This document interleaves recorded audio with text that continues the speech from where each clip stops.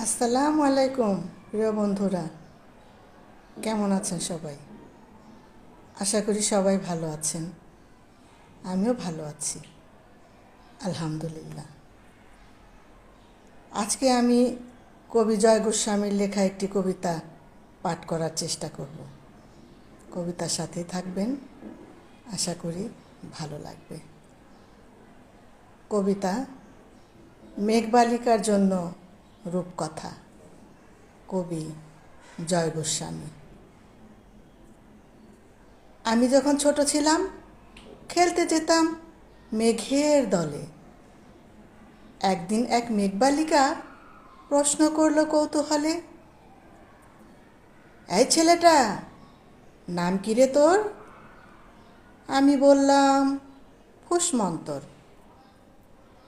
মেঘবালিকা রেগে আগুন, মিথ্যে কথা,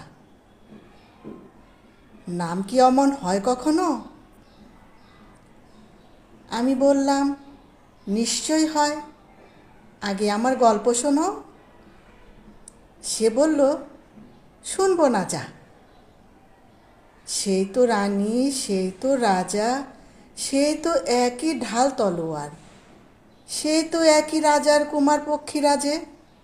শুনবো না যা, ওসব বাজে।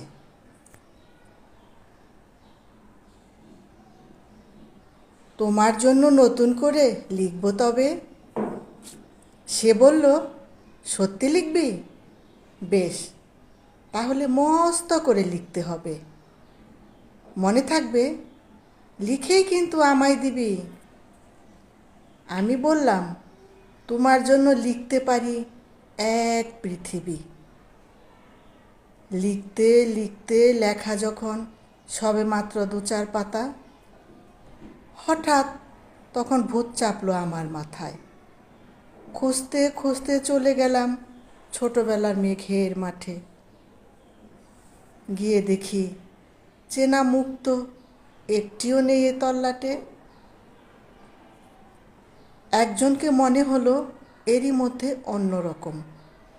এগিয়ে গিয়ে বলি, তুমি কি সেই, তুমি কি সেই মেঘবালিকা? সে বলেছে, মনে তো নেই, আমারও সব মনে তো নেই। আমি বললাম, তুমি আমায় লেখার কথা বলেছিলে। সে বলল, সঙ্গে আছে, ভাসিয়ে দাও গায়ের ছিলে। আর হ্যাঁ শোনো, আমি এখন